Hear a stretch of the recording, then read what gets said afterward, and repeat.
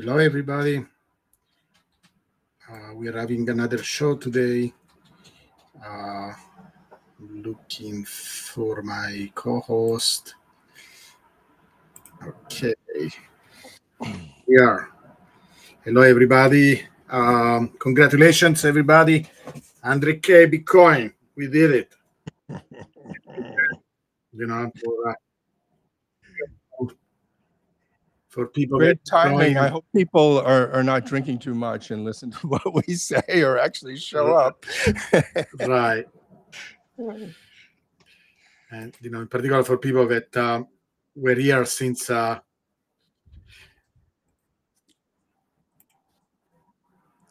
just a second. I have like 2 or 3 things running at the same time.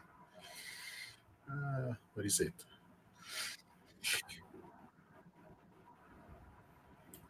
Yeah, yeah. I bought my first Bitcoin in 2013, so you know how amazing and crazy this journey looks like.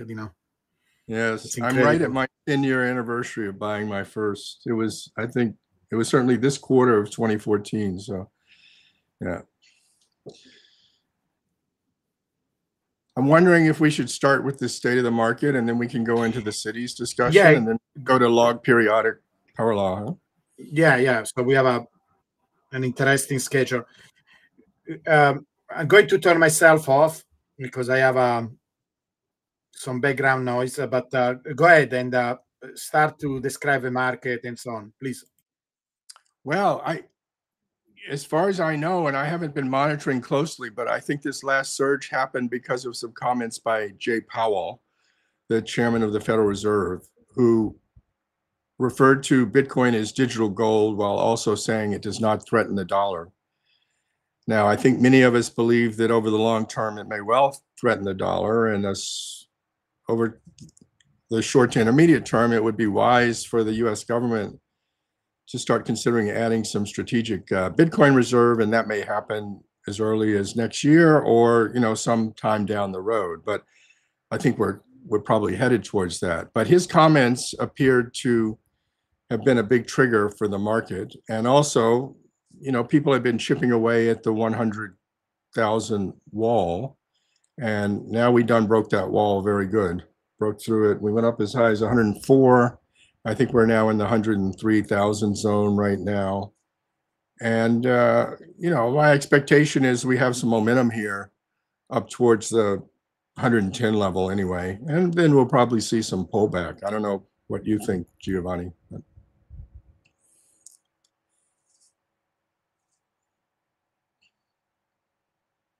It's all very consistent with the power law model and with us being in, the most favorable year of the Bitcoin 4-year cycle. This is not a time to sell. This is a time to ride that rocket. Giovanni tweeted out, next stop 200,000. We expect to get to the vicinity of 200,000 sometime during next year. Correct. Just give me one more second. I'm going to unmute myself. Go ahead and take the show over because I'm running 2 versions of the same show and there is a lot of echo in the background, so I need to fix that. I'm still learning how to use the Restream, so please take over and feel free to continue. Yes. Well, as you know, the power law index is very steep. It's nearly the 6th power of the age of Bitcoin. And what that means is that the power law trajectory right now is in the vicinity of 43%.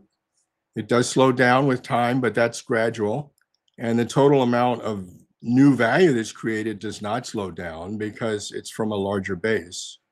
And with the growth that we have right now, you expect Bitcoin to double in 2-year time frame. Because we're in the favorable part of the cycle, we actually expect, the bubble to take it up and double during 2025.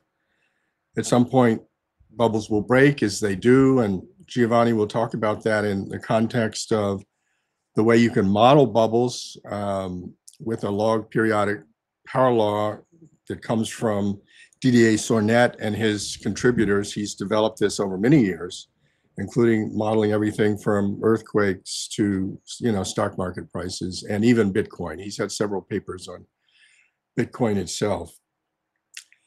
Before that, we want to talk a bit about why Bitcoin is more like a city than it is like even a citadel or like a company.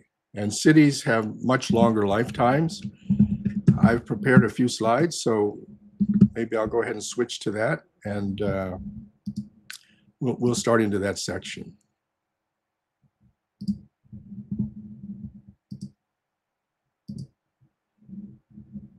Let's see if I can do that.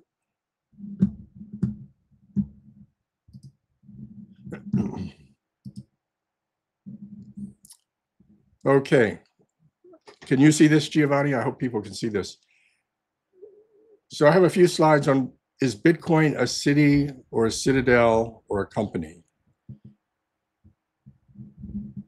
And just checking, yeah, it looks good. And the motivation for this is substantially from the book by Jeffrey West called Scale, where he goes into the issues of how cities scale, how mammals scale, how companies scale. And these scaling laws are power laws. Now, here's a YouTube interview, or actually a presentation by Jeffrey West that's a little over an hour long, where he talks about this topic, especially in the context of cities and companies or corporations. And the title of it is Why Cities Keep on Growing and Corporations Always Die. So you can search for that and find that on YouTube.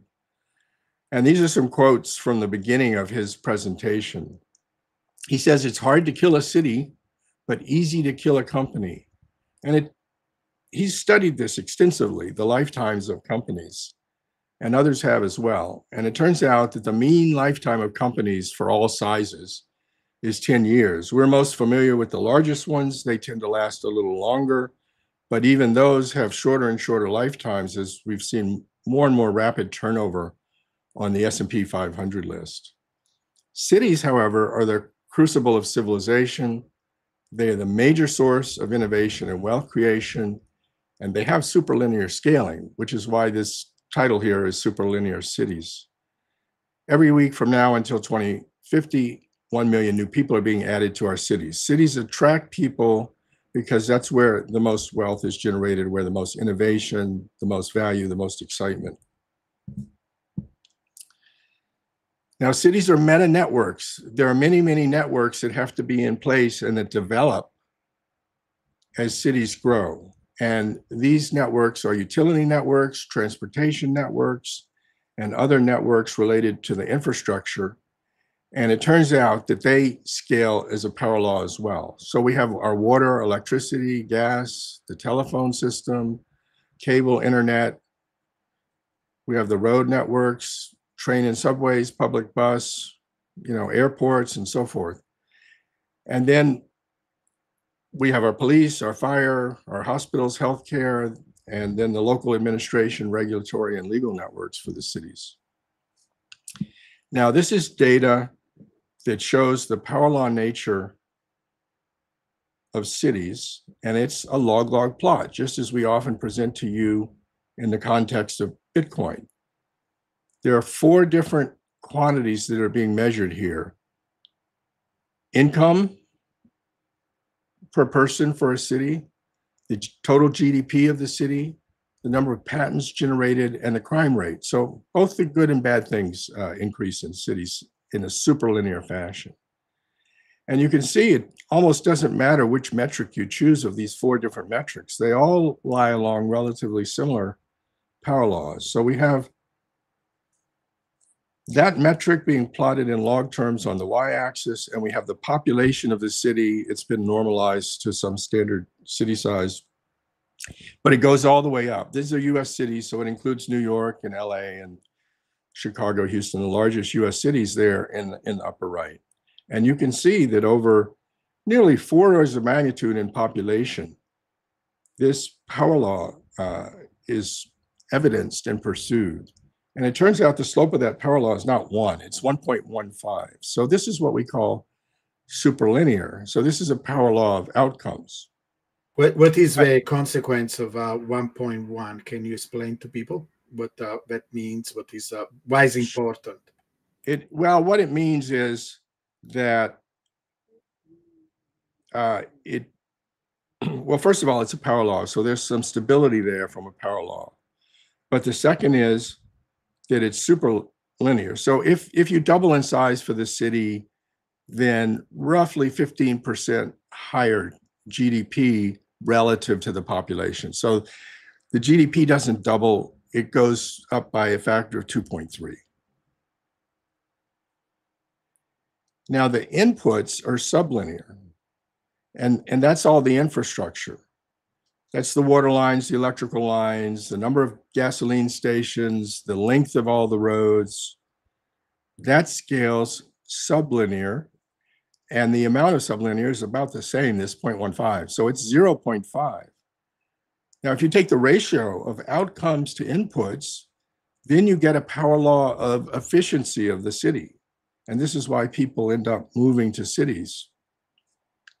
They're the most efficient expressions of economy and life and culture. And so the power law of the ratio is about 1.3, about 4/3. And that's super linear efficiency for the city.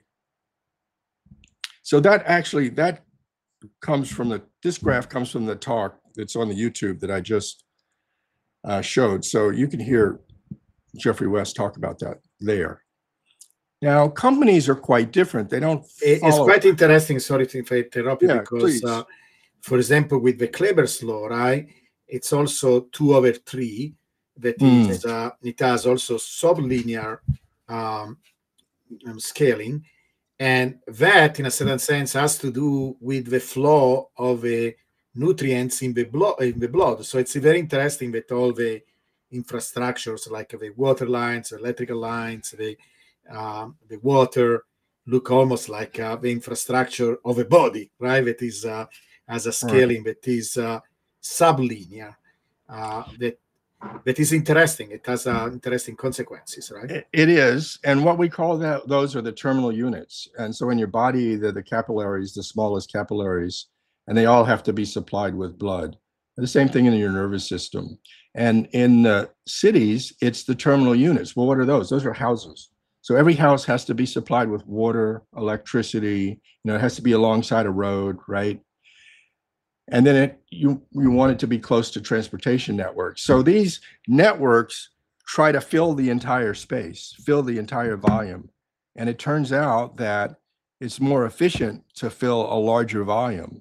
So as the number of houses and terminal networks increase, you can more efficiently fill that space with, the main arteries that you need, the wider roads and, the 440 volt transmission lines and the substations for the electrical network. All of those become more efficient.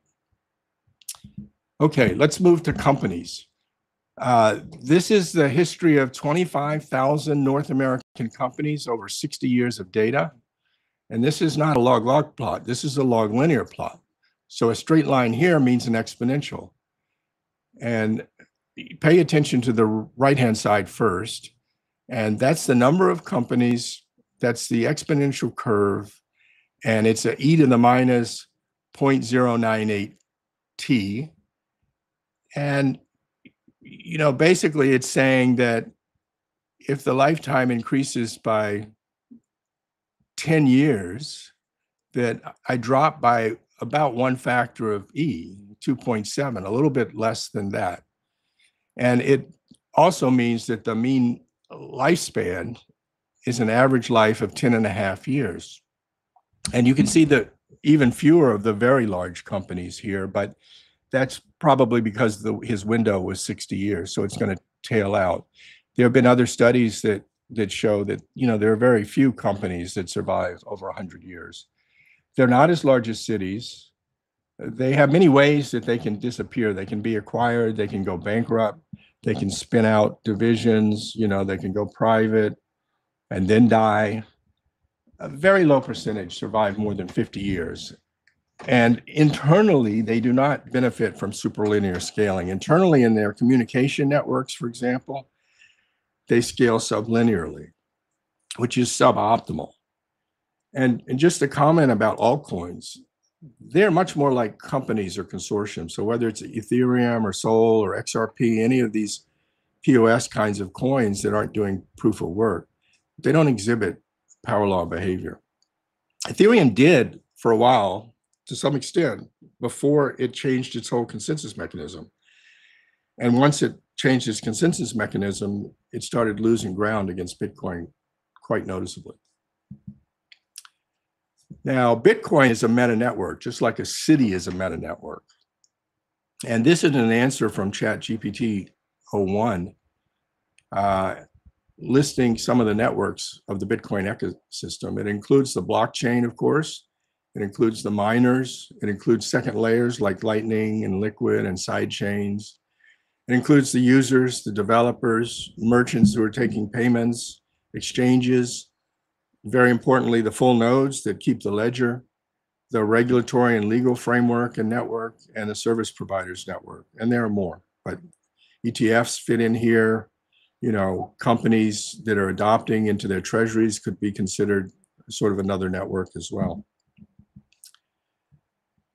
So just a reminder. Let me stop you for a second. Yes. So this, first of all, this is an amazing slide. I love it because it shows that Bitcoin is not just one network, but a bunch of networks that all connect with each other, right? So it's a looping networks. This makes the system so incredibly stable, right?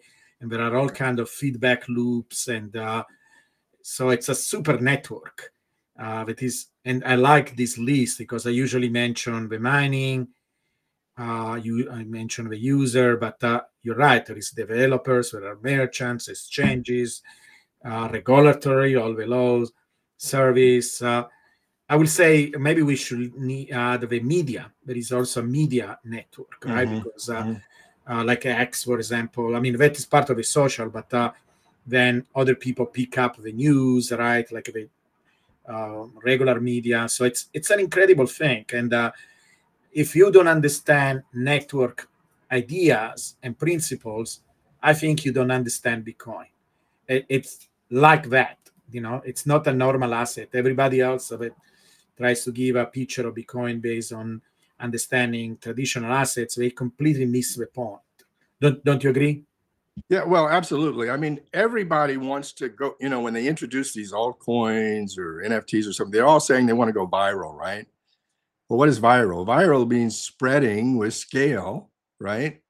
And that's what networks allow you to do is you build up a network, and the more networks you have, the more stability, right? Because each one has its own growth attributes and they reinforce each other. So there's a statement, you know, out of ChatGPT 01 about the feedback loops.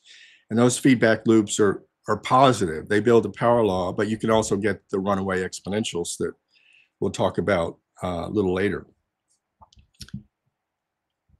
And again, just a reminder, the difference between an exponential and a power law is substantial.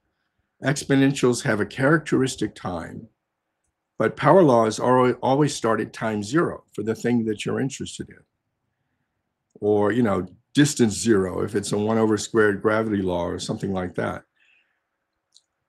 And so on a log linear plot, the exponential line is straight and the power law is curved. They can agree at some point, they can be tangential. You know, these are two fits. When the Bitcoin price was 63,000, they both go through 63,000, but only one is correct. And then on the right, the log, and there the power law is a straight line, and the exponential grows in a very unconstrained manner with constant compound annual growth. So they're very different, and it's important to understand that.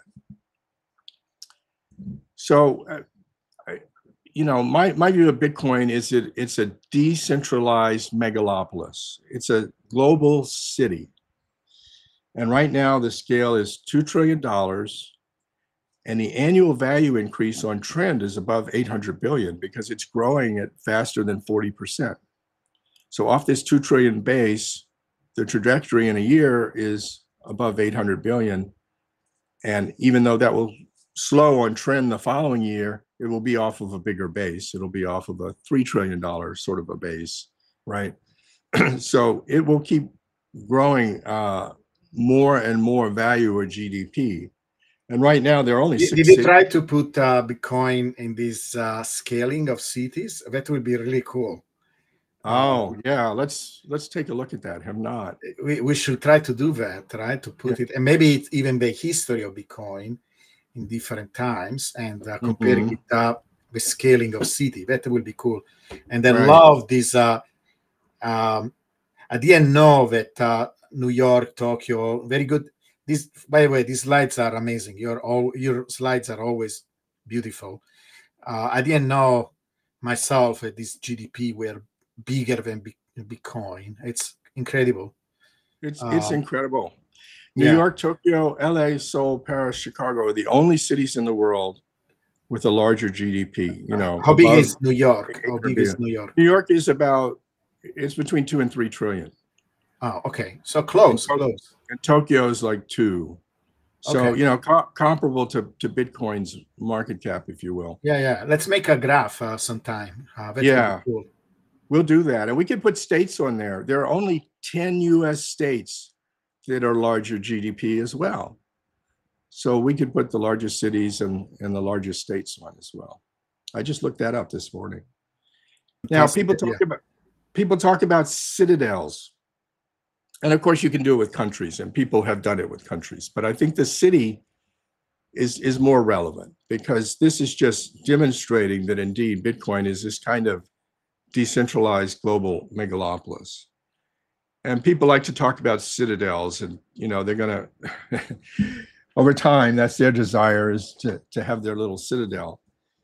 And there are many that are being built, and we can think of those both virtually and, you know, with real stone involved, and that will be acquired within the Bitcoin megalopolis. So some of these citadels are going to be treasuries inside of corporations, and some are going to be, you know, whales who are buying castles in Italy. It's funny because I was looking for places like this in Italy myself, you know, because I was thinking it would be cool to actually buy a place like this. Like there are some of these towns where you can buy a house for $1, you know. And I saw even a castle for $3 million in Italy. We should buy one and make it a Bitcoin center or something. It's coming, but remember, it's always cheaper to rent. But the houses for $1 are interesting. All you have to do is fix them up. So Bitcoin's a meta network of power laws, and ChatGPT agrees with me. While Bitcoin isn't a megalopolis in a literal sense, the metaphor works well to describe its vast, interconnected, and influential digital ecosystem. Just one slide on MicroStrategy and Mara, Similar Scientific, the other corporations that are acquiring Bitcoin for their treasuries. As they add Bitcoin to their balance sheet, they start to move away from being a purely exponential kind of network or sublinear network. They start to add some power law attribute to themselves and some stability, some lending persistence, some longer life. MicroStrategy is already there. It's already a power law. And it's a second stage power law of that rocket, you know. It's carried up by Bitcoin, and then it provides some acceleration in a second stage. And very roughly, you know, it's not a perfect power law, but it looks like something like 4/3 or 1.36 over and above Bitcoin's power law of 5.8 or so. Bitcoin yield for MicroStrategy. Thinking about MicroStrategies in the city, their Bitcoin yield year to date is 63%, and relative to their market cap, that's like $50 billion of value creation.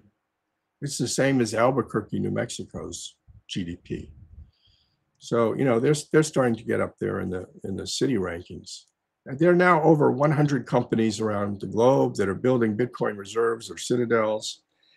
And citadels are the kernels for city growth. So thank you. And with that, I'm going to pass it back to Giovanni. Beautiful. Anybody in the audience has a question? Do you want to ask questions for Stephen? Could a network path be like what's talked about in software book? Software book, Jason Lowery's book. Yeah, I've read software. I'm very much in agreement with his thesis. I'm not quite sure what the question is here. I think, software motivation for defense and for national and infrastructure security is another reason.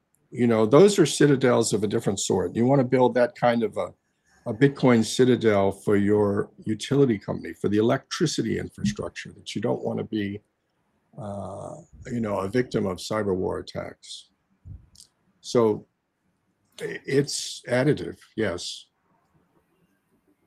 They do have a plot that I want to recreate, because I talked with Jason and he said, well, we made it, but we didn't really pay too much attention to the numbers. So maybe we can do it together, Stephen.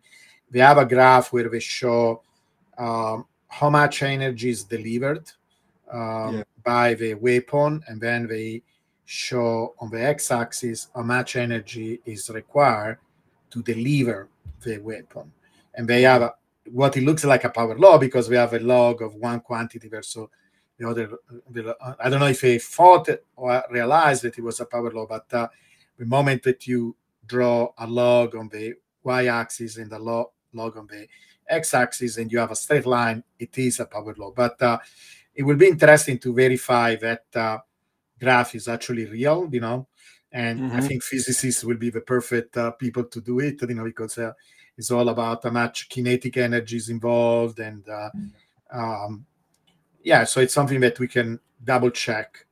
Send me the page number if you find it or know it. Yeah, I will DM you later. We could try to do that. But I'm also interested in putting Bitcoin in this graph, maybe historically, and see how it grows in time relatively to the cities. That will be really interesting. And do we have this other question? What will be example of citadels in New York City? Do you see this? Well, I think the citadels here are, Penn Station is lovely, but an armory was the old idea of a citadel, right? So every city had its armory.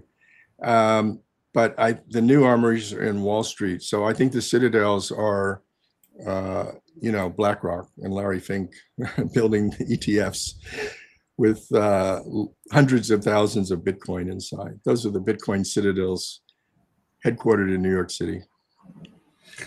And can you go back to that slide that you had about the different slopes for the infrastructures versus the city itself? Can you show that slide, if you don't mind? Okay.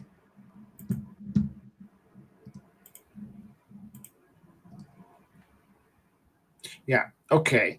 Meanwhile, if you want to ask question, you're welcome to ask more questions. So my point is this, right? And you were explaining a little bit. Let's go back and reason a little bit, because I think this will be really cool. First of all, what does it mean in general? And Jeffrey West does a very good job. But so if you have let's define what linear and superlinear and sublinear is first, and then let's explain the difference. What do you get? What are the advantages, if there are any, of having a sublinear system, in particular for things like water lines, electrical lines? Why is actually a good thing to be sublinear in this case, and why is a good thing for the city overall? So one is the input, in a sense, right? And all these outcomes, like you say, are the output. Why is good for an output like this, like for example the GDP, to be super linear, and why is good, if I understand well, I think it's actually a good thing for these things like the infrastructure to be sublinear. Why is the case? Increasing ROI. So you have to invest in the city for all of the infrastructure, all the utilities, transportation, and other networks. That's your investment in the city. and that's growing less quickly than your outcomes grow. So your GDP for the city grows faster than that. And that means the city has a good tax base. And so it can afford not only to, help develop the common infrastructure, but it's also a good place for private companies to invest in building out that infrastructure because they're getting a good ROI. So both the private companies that build the electrical lines and the city that builds the water lines, they're both getting a good ROI in terms of the total incomes and GDP for their population. Right. So this is return on investment. So, for example, if a population doubles, you will expect that you need 2 times all these things. You need 2 times more water lines. You need 2 times electrical lines, gasoline station. Instead, if you take 2 to the power of 0.85, you get 1.8. And so you get a 20% discount on these things. So you double the population is only 1.8. You triple the population, right? The way you do it, you take a change. So in this case, 3 times. And then you can also, guys, you can do it at home. You take the power of 0.85 and you get 2.5. So you get a 50% discount when the population goes 3 times. You don't have to build all 3 times more infrastructure, only 2.5 times. It is incredible, right? Because it shows that given the network property of these things, there is more economy, right? For example, maybe because like the capillary in the system, right? You bring one big line to a neighborhood, and then you don't have to bring every single big line to every single person. Just bring a big pipe, and then for a short distance, you send every single pipe, right? But you need one just big giant pipe that connects all these neighborhoods. This is how you get this kind of discounts, right? Does it? Am I explaining this correctly? Yeah. Do you agree with that? Absolutely. You're in a profit situation, right? And you're right because your return is growing faster than your investment, and so the profit is growing. And then, but what that allows you to do is to reinvest that into more advanced things, right? So then the city can say, well, I want to attract AI companies. So it can use its tax revenues to, provide some incentives to attract whatever industry or, discipline or cultural center or stadium or something that it wants, to add to its city. Right. And the superlinear component is for the outcome. So that means, for example, if I double the population, I'm not going to get only 2 times the GDP. I'm going to get, because it's the same thing. In this case, you will get 2 times 1.15 and you get 2.21. So you get 20% more.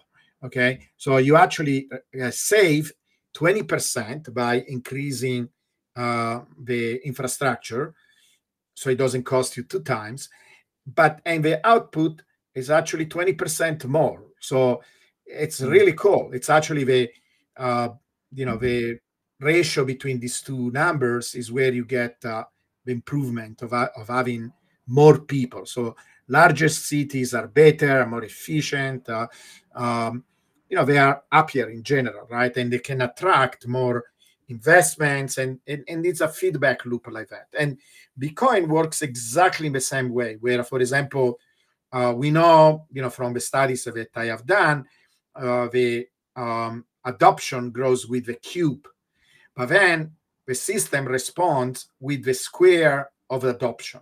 So, we don't need to get 2 times, to get, if we double the population, the adoption, the number of Bitcoiners, we get 4 times the price. If we triple the adoption, we get 9 times the price, and so on.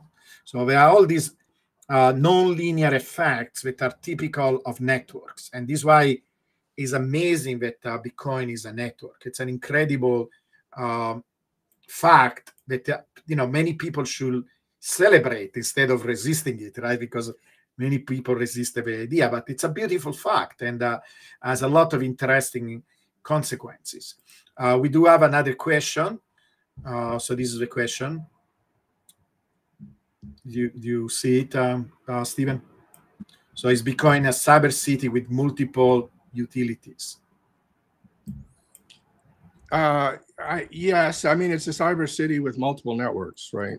And we showed that list of about 10 different networks. And those are, you know, some have a utility aspect, like the second layers, that's a utility, right? That allows for faster, cheaper payments. You know, whereas the ledger, well, is that a utility? Yes. I mean, it has a utility-like function, you know, and it's unique. And so it's like a utility in that sense, but it's a decentralized utility. And you could analyze each one. So indeed.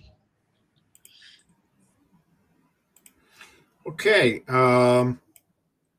Any more questions, guys?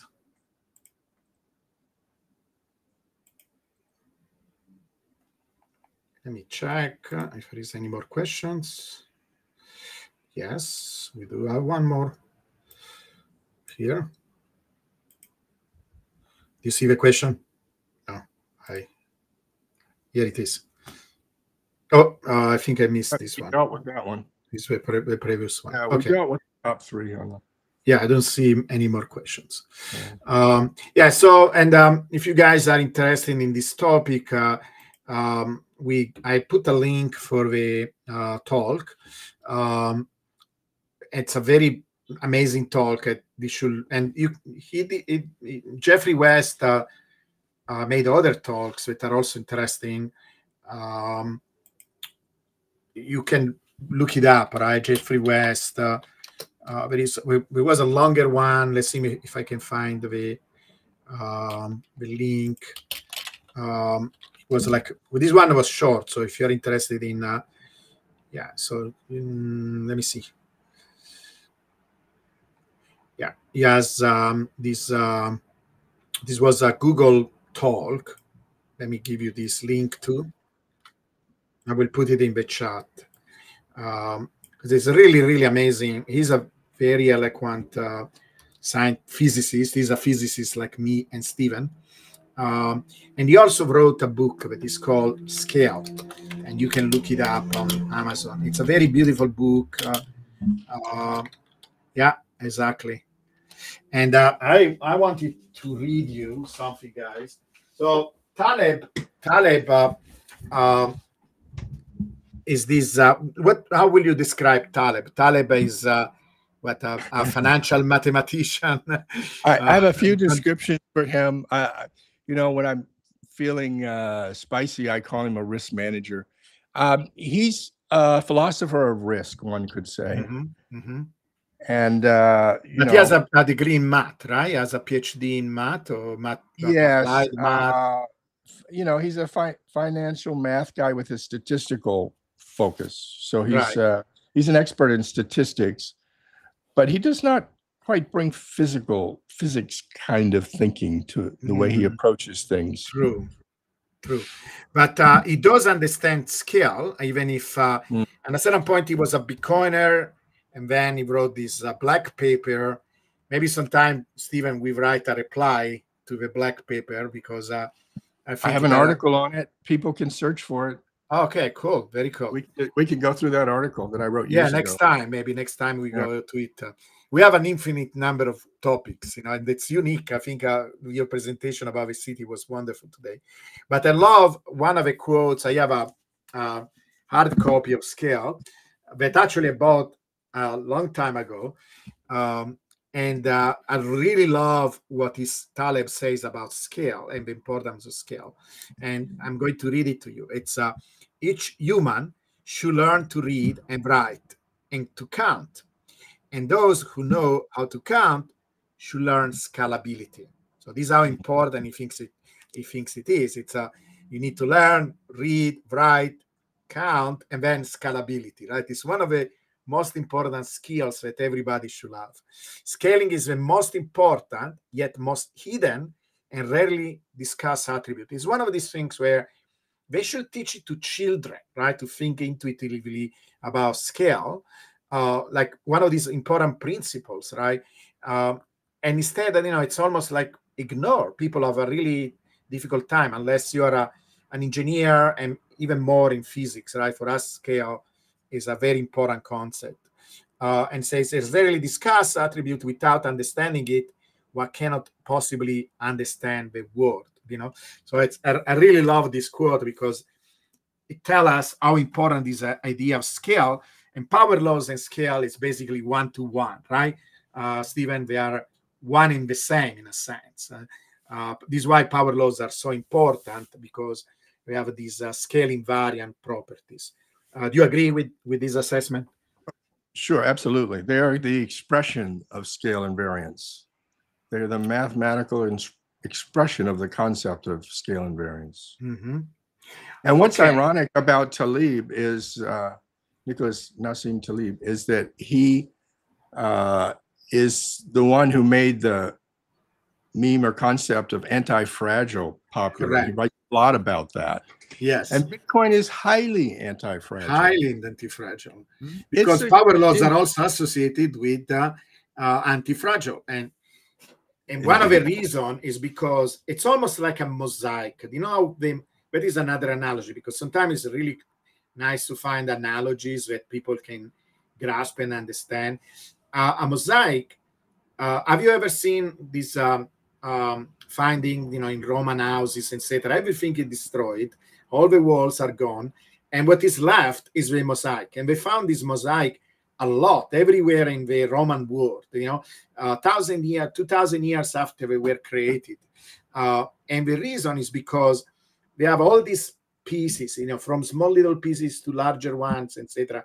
So they can distribute the stress, if there is not really a unique point of failure.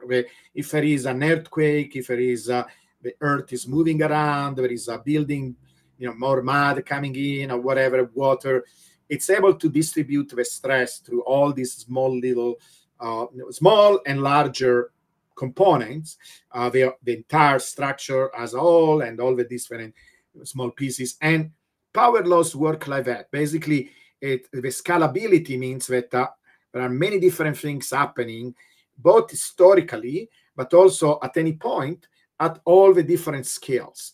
And this is why you have this multiplicative effect that actually creates stability and reliability and this anti-fragile behavior. And so, again, it's another amazing property. Almost all the things that many people attribute in an intuitive way to Bitcoin can be explained by the fact that it's a power law.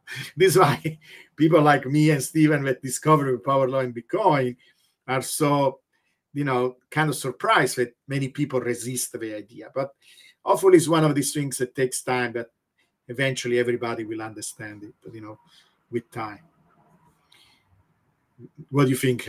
Why do you think there is so much resistance, Stephen, to this idea of a power law in Bitcoin? Well, I think it's scientific and mathematical illiteracy is what I mean, I hate to be so extreme and sharp about it, but I don't expect people to be exposed to that degree. But everyone did learn, even in high school, they learned the inverse square law for gravity, right? Correct. Everybody gets exposed to that in high school. So everybody has been exposed, everybody that graduated high school has been exposed to power law in some form. What they did not probably get, though, when it was explained to them, was the scale invariant nature. They didn't really fully comprehend that. Right. And it's not trivial. At the same time, it's not that difficult. Maybe one of these episodes, we could introduce that, right? We could introduce maybe making different examples and trying to make it as intuitive as possible. So maybe that is one of the things we should try to cover in one of these episodes. Okay, let's change a little bit topic, and still in the realm of this of the power law idea. So this is something that I'll be right back. Keep going. Yeah. It's something that I have explored recently. Um, and maybe you guys have seen some of my posts on this topic. This topic is called log periodic power laws. So it has a very similar name to the power law. It's not by coincidence, because of course we are still talking about power laws, but it's a slightly different idea, because in general the power laws that we talk about Bitcoin are overall power laws, right? Basically, we are saying the general path, the general behavior of Bitcoin is this power law. But we will have to understand how it's even possible, right, that you have a system like that, because many of these systems, like other assets, tend to be exponential, not power law. A city is a power law. So why an asset behaves more like a city? It's a very interesting question that needs to be explored. But so there is a tradition of scientists in general, mathematicians. In fact, this entire topic of statistics, I don't know if you guys know, was developed by mathematicians that were interested in gambling first. So the idea of probability, stats, right, distribution these were people who were playing dice, or they were interested in gambling, in casinos, etc. And they were clever people. They knew about math, and they wanted to formalize a way of describing the probability of winning a bet, right? They understood that you could do that mathematically, and they developed this entire language of statistics. So it's really cool. There are a few books, again, in the next episode, because we go more and more in the mathematics, in the physics, of all these things.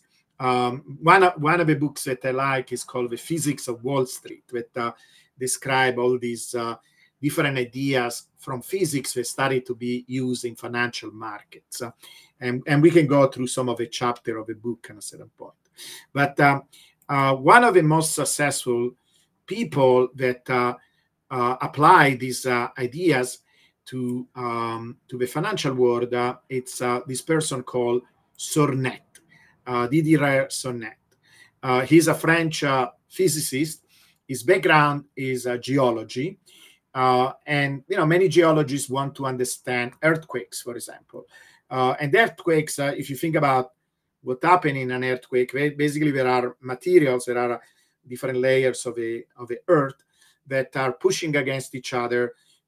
Many times this pressure creates some kind of stress. Maybe there is some kind of, maybe some magma that is working underneath. And basically, many of the, one of the main tools that geophysicists use to study earthquake is the seismometer, right? So basically, it's a device that will have some component that can vibrate. It's relatively easy to make. You can make one at home. You could maybe have like an hanging magnet, and underneath the magnet there is a coil. We did this in my physics lab when I was teaching physics. It's like a homemade seismometer, right? You hang a magnet from some kind of a stand, and you put it in a coil. You can buy these coils easily on Amazon, and then you can connect it with something that will read the basically the electrical current that is created by the moving magnet, right? If you move a magnet nearby wires, you create an electrical current, and then you can read it. And faster the magnet moves, more current you have, right? And nowadays we have all kind of devices that can do that automatically. Your compute, there are apps, there are things that you can run on your laptop. You could do experiment and try to detect earthquakes at home. So when people study these things, they notice that just before an earthquake, before an event like that, you see these faster and faster oscillations. Basically, how we look like is you see a sine wave, and the length of a sine wave, right? Each period, usually a sine wave, a typical sine wave, has what is called the wavelength, right? That is a fixed length. But these waves will have the period becoming smaller and smaller, of the frequency. The frequency is the inverse of a period. If you could listen such a sound, I don't know if I can imitate, but it will sound like where the pitch becomes higher and higher, like this, right? It goes higher and higher, the pitch. And when it arrives to a level that is basically unsustainable, this is when you will have a critical event, right? Something like a change of phase. In this case, a crack, right? Maybe the earthquake happens at that particular time. And in fact, this approach, so physicists like very much when we can take something from a branch of physics, in this case, geophysics, and then apply to something completely different. But the mathematics, the physics behind, it's very similar. Like, for example, this particular idea that Sornetta had to fit these events in this way, where you have two things. You have a power law. So just before this critical event, you will have a power law. And power law, why power law? Because power law are often associated with this change of phase. So, for example, when you have a critical phenomenon, like when we go from water to ice, right? What happens if you could zoom in the water, when you arrive to this critical temperature where very close, when the water becomes ice, you see all kinds of different things happening at all different scales. You will see, even at the molecular level, the molecules start to organize themselves in a certain way. Then you will see some bigger chunks of ice that are coming close and joining together. And then at another scale, at all the different scales, there are all these things happening. And that can actually be described like a power law. If you make a graph of many of these chunks there are versus their size, you will get a power law. So power laws are very much associated with critical phenomena, with things that tend to shift from one regime to another. And this is why it's not surprising that before a crack, before a big, large critical event, you have a power law. So we have a main power law, and then there are these oscillations, and these oscillations became faster and faster. This is why it's called log periodic. For the people that can read some math, but be patient with me because it's not too difficult. You see this equation here? This is the power law, right? By now, if you are a fan of the power law in Bitcoin, you should know that every time I take the power of something, right? So this case is a function of time. You see, I have time and I take the power. This is the power law that this model talks about, right? This is a constant, just a constant. Many times when you make this model, you allow for a constant, right? Then there is another constant. This is a multiplicative constant. And then you have this quantity in parentheses. One is time, right? So you are looking for some kind of a phenomena that can be described, at least locally, as a power law, because we have this exponent, right? When you have time to the power, like Bitcoin, right? Time to the 6. This is how Bitcoin works. In this case, this M can be whatever number. And you see there is this TC. What is this TC?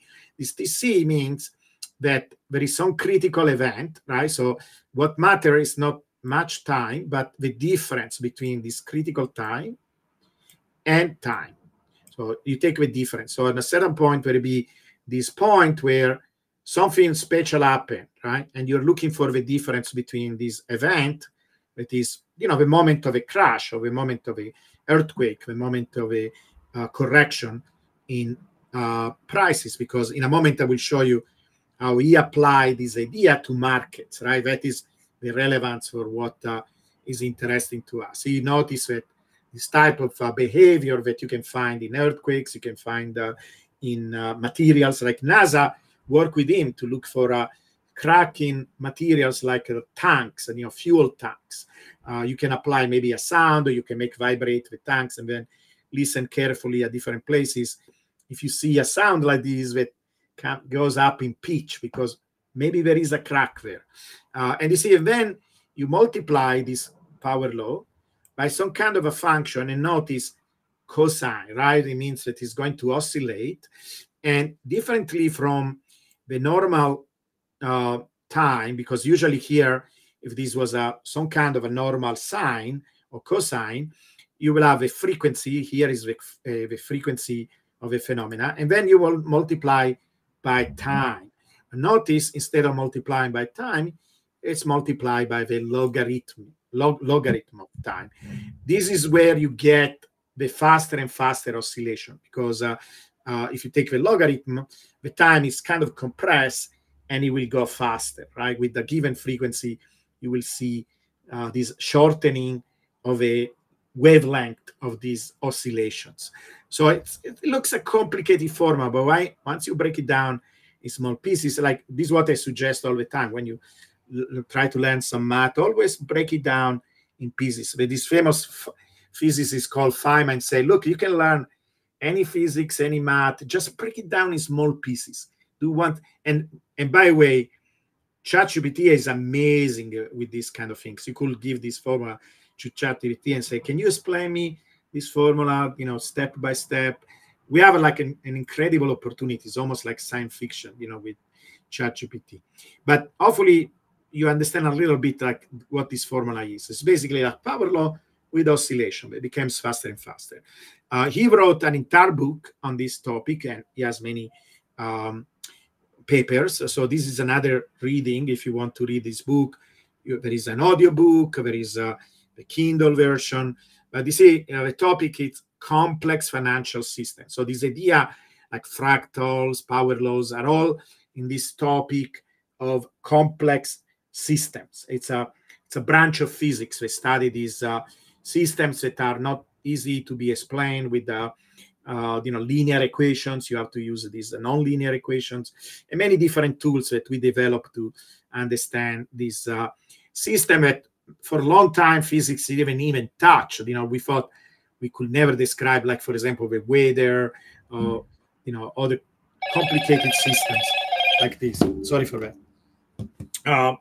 Now, how these things look like? They look like this. And you see, he went from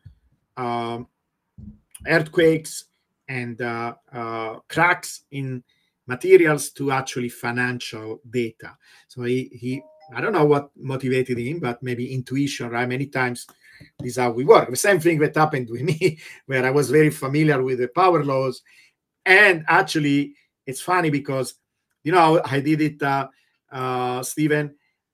I was listening with my girlfriend at the time. We were listening to this lecture from Jeffrey West about cities and power laws. And I had this intuition that Bitcoin was like a city. And I went and I downloaded, price and addresses, etc. And I started to find all these power laws. This was in 2013. I actually own it to Jeffrey West. Sometimes you have this intuition and you say, oh, let me see, like other things that seem to grow fast and then crash, right? Everybody's familiar with bubbles, right? Financial bubbles. So you had this intuition and started to see exactly the same type of pattern. So you see the black data here will be the price. So we're talking about this HS index that is basically associated with the stock market in Hong Kong. And this is relatively old data. He has done this for a while, but he also can go in the past and see, okay, what if I was running my algorithm like if I was pretending, right, that I'm getting new data. So it's not really looking, of course, it's a little bit in the inside, right? Because that it was a crash there, but you pretend like basically back testing. You're pretending that you're dealing with new data, and so as new data come in, you're taking certain windows of information, and you're trying to find some specific oscillations that look like this, where they go. You see, hopefully you understand what I mean when I say faster, right? So it's not a full oscillation, but if you see this oscillation, right, the amplitude, not the amplitude itself, but the half period, whatever you want to call it, right, the length, the wavelength of this oscillation, it's longer than this one, right? You see, this means that things are moving faster and faster, and then this other one is even shorter. This one is even shorter. This one even shorter. And there is a point where basically we are going so fast that you don't even see anymore, right? That is where you will decide, okay, look, this thing is so crazy. I'm going to think that it's going to crash, right? It cannot go faster than that. And what are supposed to represent in terms of price? They are supposed to represent basically people being sheep. They became like a herd. So I don't know if you ever saw these videos. They are very cool. There is like a shepherd, a dog that is a shepherd dog, and he's trying to collect all the sheep. And in the beginning, they are all around, and then few of them start to be collected. And as you do that, it's faster and faster because all the other sheep tend to go where all the sheep are collecting. They see all these sheep coming together. The dogs helps a little bit, but they even tend to go there by themselves because it's actually one of these protecting mechanisms the sheep have to become like a big herd, so predator have harder time to attack them. So they know what to do in an instinctive way. The dog is basically like a wolf, right? And they react to the presence of these dogs, and they are not being eaten by the dogs, but they react in that way. And so they do it. These are going. It's almost like a snowball that it's moving faster and faster. So this is what happens with investors. They start to do things, buying and selling, faster and faster and faster until something happens and the market crashes. You see, and you see how this thing kind of predicted, because they say there is a point where the oscillations are so fast, it's a red region, where I'm expecting a crash. It cannot be faster than that. And so the guy actually made a lot of predictions on real markets. They say this is another model, right? So this will be the real data of what happened. This is the fitting with this model that goes faster and faster and faster. And at a certain point, it goes so fast and so steep that this is where you will associate the crash. And it's predictive. You can do this prediction several days ahead. And the guy was able to, this Sornet actually made a lot of money. He actually predicted real crashes. Like, see, this one is the 2008 famous crash. You could have predicted. You probably saw that movie, right? The Big Short. The guy was very clever. He used all kind of thinking about, knowledge about the market. But somebody without any of that knowledge, just looking at the data and fitting this model could have predicted the crash. Question, yeah. Giovanni. How do you know when it's going to depart? I mean, this one departed, after the third mini bubble there. And how do you know whether it's going to persist to the next one or not? How do you decide what is the critical time? Yes. It's basically, there is a mathematical formula. It's a question of confidence levels, right? So basically, by the time the oscillations are smaller, the time scale that you're looking. So if you're looking at days, and now the oscillations are smaller than a day, then probably this is associated. But usually is a window, right? So you're saying it's going to be a window around this steepest component. There are details in the paper where, in fact, it goes in quite much in a lot of detail. Like, for example, by experience and by looking at a lot of these events, you will have a lot of false positive if you are not filtering things out. Like, for example, how many oscillations you need to have before you're saying that is one of these events, how steep is the curve. So there is a range of values that has been calibrated by looking at many of these events. And but we need to do something. I want to do in that because I'm still learning. I'm sharing basically what I'm learning with you guys. I knew about this for a long time, and one of these things they say one day I'm going to apply to Bitcoin, right? Because I'm so focused in understanding everything related to Bitcoin. And finally, that time came. I got the code. I'm starting to analyze the data. I'm starting to go deeper. One of the things that will be nice to do will be, the receiving operating characteristic, right, Stephen? That is basically a diagram where you draw the percentage of changing the parameters of a detector like this. You look at, by changing the parameter, how many positive detection you have versus false positive, right? And then you get some kind of a curve and you can optimize it. You say, okay, by choosing these parameters, I get a high number of detection, and I minimize the false positive rate. So I need to do something like that for Bitcoin, because I'm sure every market has its own characteristics. So we need to, and what we can do one for MicroStrategy. I run the code over. It takes forever because basically it's creating all these nested windows, right? So it's creating a windows, and you can say a large is the biggest window that you want to analyze, and then it's looking for consistency of this signal over many windows. And the confidence level that you see here, basically on the right, these spikes. On one end you have a price. This is Bitcoin. Since basically the last peak, the peak of the last cycle, you can recognize, right, the pattern. Probably every Bitcoiner has this graph memorized in their head. And then on the right, you see the confidence level, right, what they call the bubble indicator. And there is one for positive and negative. Negative in this case will be the contrary, where basically it's an anti-bubble. The market is exhausted, the oscillations became slower instead of going faster, and probably that is associated with the place where the price can go up instead of down. So it's really cool that you actually can identify both tops and bottoms. And so because of all these nested windows, it's very computationally intensive. So if you look at, it took me like 4 days. I had to run these using 8 processors of my computer because it can run in parallel. It took 5 days to run all these. But if you use a small chunk of data, it's much, much faster. So it's much better to look at, like maybe last few months.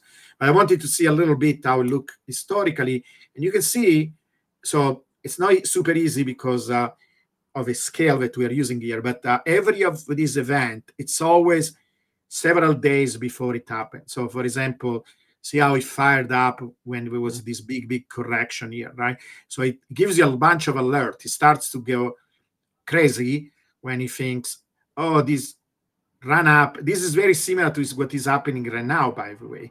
This is a chunk of data is where we are right now. In fact, you see this little correction here was kind of similar to the correction that we had recently.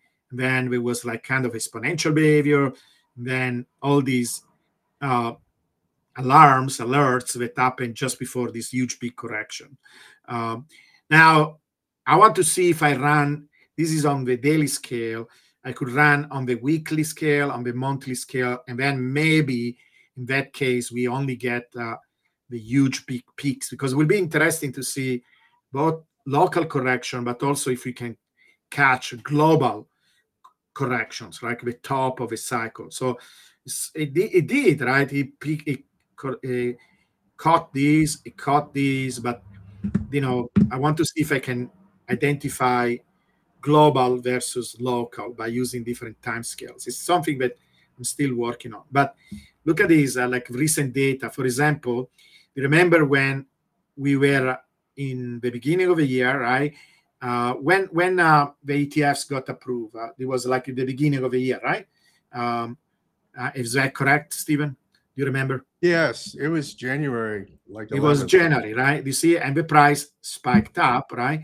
And notice what happened. It went up, and then, in fact, if you look at the chart, it kind of reached the power law, the general power law, and then it corrected, right?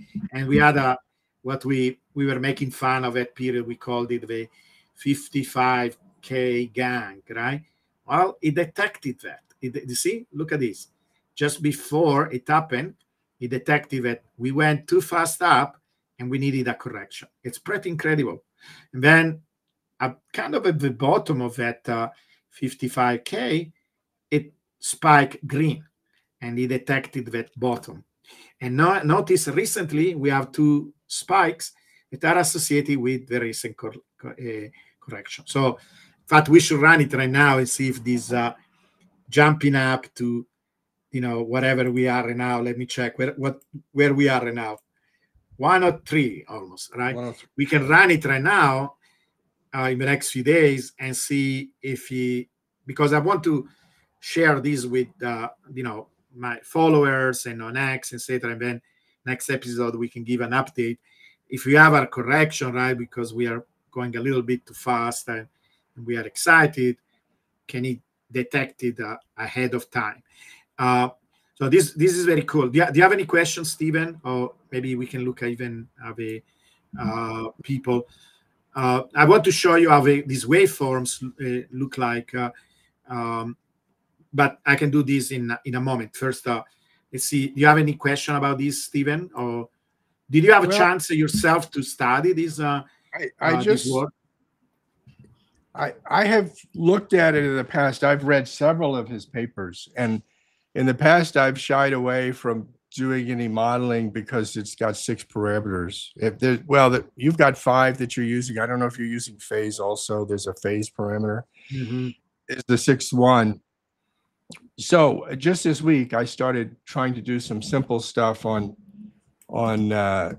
with chat, writing code, and I will say, you have to get convergence, you have to do 10,000, 20,000, even 40,000 iterations.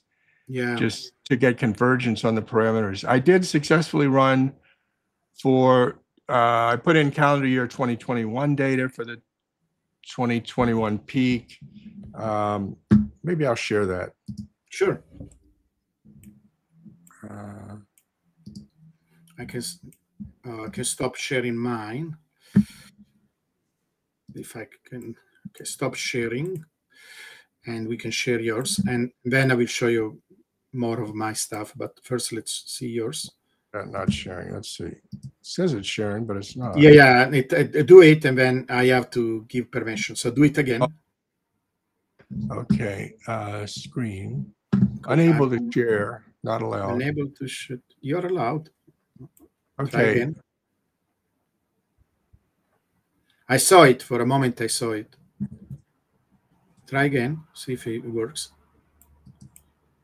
Yes. Okay. Let me do it. Yeah. Go ahead. Now you have it. Okay. So this one in the middle. Yeah. Sorry, it's so small, but this one in the middle is calendar year 21. So it's daily data. And, you see below it, you see the 6 parameters for the best fit. Right.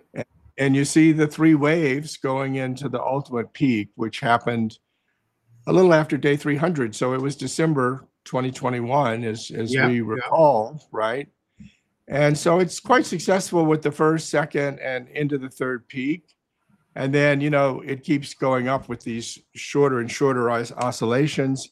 And then the price breaks down below. So I guess, I don't know where your signal is to get out. That's why I asked that question. Yeah, we can discuss it. You have to do it in nested windows where you get different similar graphs like this. And then once you have enough of them, you pass this threshold of confidence and you get the signal.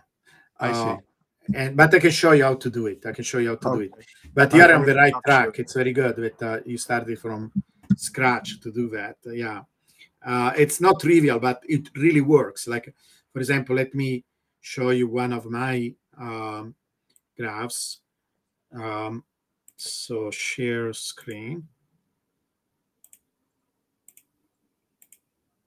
Okay, so you see, for example, here, right?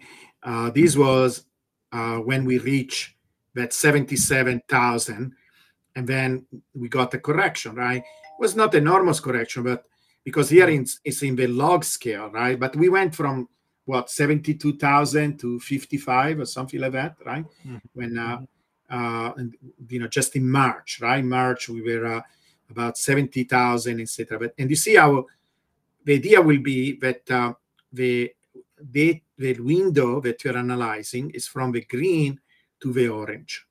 And the orange is basically the day. So if we were doing this in real time, the orange will correspond to today. And then the blue line will be the continuation, right? And then usually the algo itself says, okay, I'm going to decide whether it's too fast, right? Like the oscillations we are getting are below the time frame I'm using. So for example, they are less than a day. The oscillations are faster than a day. In that case, this when you will say, okay, this is a critical event. And so you can create like a red line that represents where the critical event here. And you can see it got it pretty right? So it was able to tell, okay, there will be a correction here. So this is one example. And I can show you others. So it's really, I was really surprised how, see, again, it was able to detect this correction. There was the time when we reach the extension due to the ETF, and then there was this correction, and the recent one, right? Where before this jump to 100,000, we went down to 90. So it was able to detect that. It was really cool. And this is MicroStrategy, because with MicroStrategy, because of all these plays and very fast moves and power law on top of power law, I think it will be even more sensitive, right? It will be even better case. And look at this again. It was able to detect. That's beautiful. That is beautiful. This is very beautiful, right? It was able to detect when there was this relatively large correction, where it was a 30% correction. All these, I did all these after the fact, because I need to be honest. Like always, I try to be honest. I didn't detect them in this real time, even if the algo pretends to do it in real time, because the window that is available in this case, even if I show what happened next, the window analyzed is only between the green and the orange. So imagine you have this. So several days before it happened, it creates the orange window, and then it tells you where it's going to be, and that is the red. The red is the prediction. You see? So the question I have is, the question I would have asked is, yes.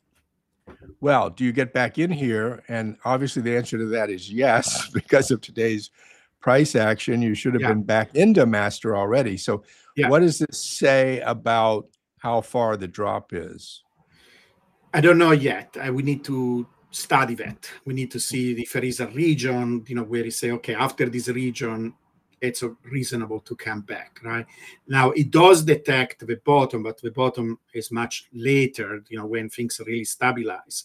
I need to run it with the most recent data. I'm going to create some kind of real-time calculation.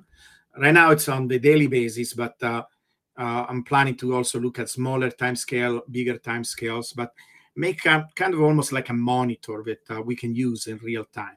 Now, it was funny because I was in a space with, Cardone. I like his spaces. He's a funny guy. But his spaces are also very good. He's very insightful too. And the people that come to the discussions. So I was in that space, and at a certain point, everybody was talking about XRP. And while we were talking, I say, guys, I'm going to look at, I have this new tool, based on the power law. Everybody was very skeptical. We were almost laughing about that. And I'm going to use it to make a prediction to see if actually, because right now it looked like, it was, I didn't have a correction yet. The correction didn't happen. So it looks like one of these almost textbook examples of this log periodic power law. And I'm going to run it. And I run it, and the orange line and the red line were on top of each other, basically telling you this thing is going to correct today, it's going to correct now. And I told everybody, I posted this, right? You see, this was real-time prediction. This was actually my first real-time prediction of a correction using the log periodic power law. And I was going to sleep, and I checked because we are crazy. Last week I do a check, different prices. I check my trading view, and I noticed that XRP was correcting, and since then we had almost like 30% correction or something like that. So this was, because people can say, oh, you did all these after the fact. This was my first one in real time.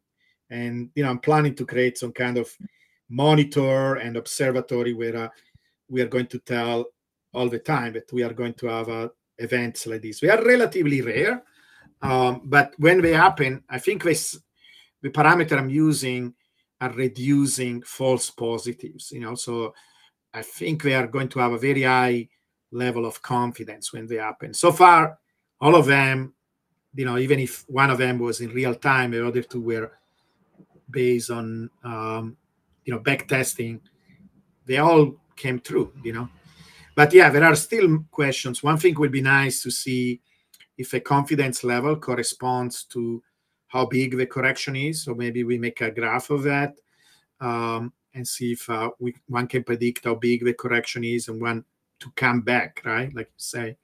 So these are some things, but it's a really cool tool. And again, this idea of scaling, of critical phenomena, of people, this idea that people cannot be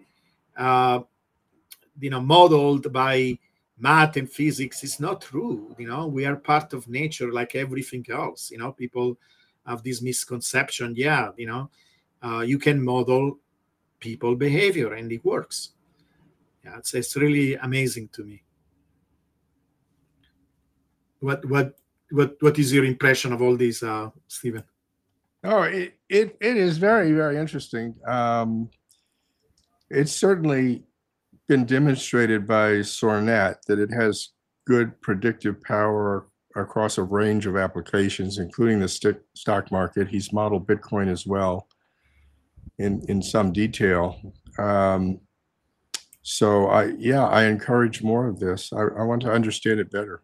Yeah, myself included. Yeah, I want to go deeper in this, and maybe we can share results and algorithms and different tests.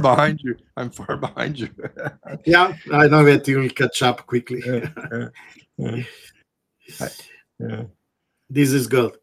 Guys, do you have any questions about this particular idea of a log periodic power laws? Like I say, I will continue to do it and let people know if I see anything special. I'm curious, for example, about this runaway of Bitcoin that is going to happen, because usually when you have these beautiful green candles and they're exciting, some red one will follow, so maybe we can detect them ahead of time. It will be fun to do that if we can do it. So I'm going to run it with the new data, today or tomorrow. And see what the algo thinks. Any questions, anybody? Okay, so I think we covered a lot of interesting material today. It was, I think, very productive meeting. Do you have any concluding remark, Stephen? No, I just want to congratulate all the hodlers out there. Absolutely. Good day. And it's great that we did this episode during this amazing milestone for Bitcoin. Don't sell. Yes. Okay, guys. Thank you so much for your participation and to be here. And I think this is one of these videos that is worth watch again, and study all the things that we discuss here. So, and we will do it again next week. Thank you, guys. Bye, everybody.